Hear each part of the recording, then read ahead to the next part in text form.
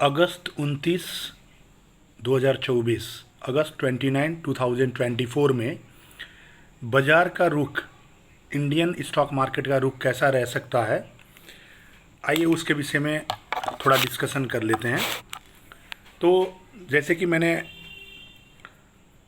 पहले भी बताया था, ये हफ्ता बाज़ार बुलिश सेंटीमेंट में ही रह सकता है।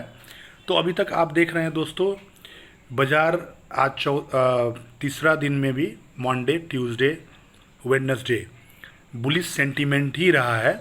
ओवरऑल थोड़ा बहुत करेक्शन स्कैल्पिंग पर्पस के लिए दिया है, मगर अभी भी बाज़ार बुलिश सेंटीमेंट में ही है, बियरिश सेंटीमेंट में नहीं गया है।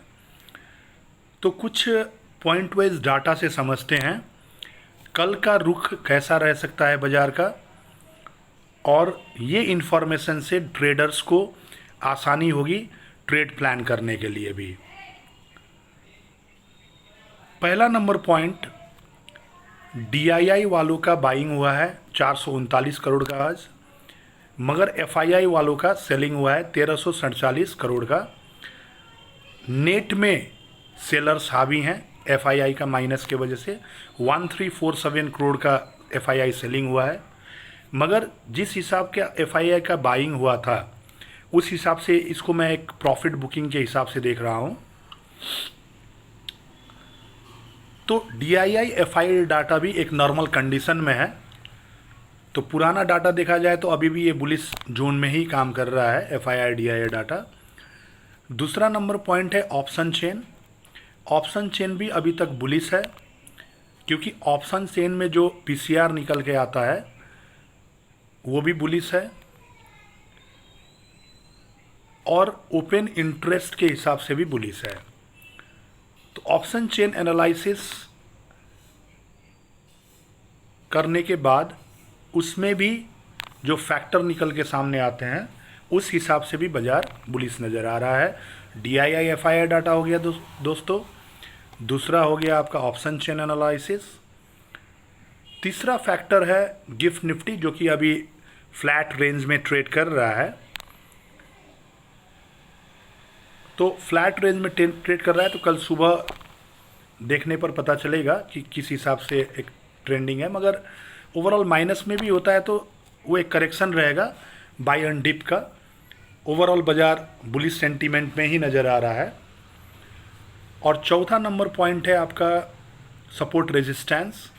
मैंने पहले भी बताया था ये हफ्ता शुरू होने से पहले ही कि सपोर्ट 24,750 का है, 25,050 का रेजिस्टेंस है। वो ब्रेक करके यदि ऊपर सस्टेन किया, आज भी सस्टेन नहीं किया, ज़्यादा देर सस्टेन करता है तो 25,300 दिख सकता है। यदि मान के चलिए कल का बाज़ार यदि फिर 25,050 या आज का हाई ब्रेक करता है तो 25,300 का लेवल दिख सकता है दोस्तों। कल का एक्सपायरी में दिखे या आने वाले फ्राइडे तक दिखे, मगर दिखने का चांसेस ज़्यादा है। तो दोस्तों 4 पॉइंट मैंने डिस्कशन किया आपके साथ। डीआईआई एफआईआई डाटा जो कि 439 करोड़ डीआईआई का बाइंग है और 1347 करोड़ एफआईआई का सेलिंग है, मगर प्रीवियस बाइंग के हिसाब से ये सेलिंग थोड़ा कम है, तो इसको नॉर्मल करेक्शन माना जा सकता है। दूसरा ऑप्शन चेन एनालिसिस के हिसाब से, पीसीआर के हिसाब से बाज़ार बुलिश है।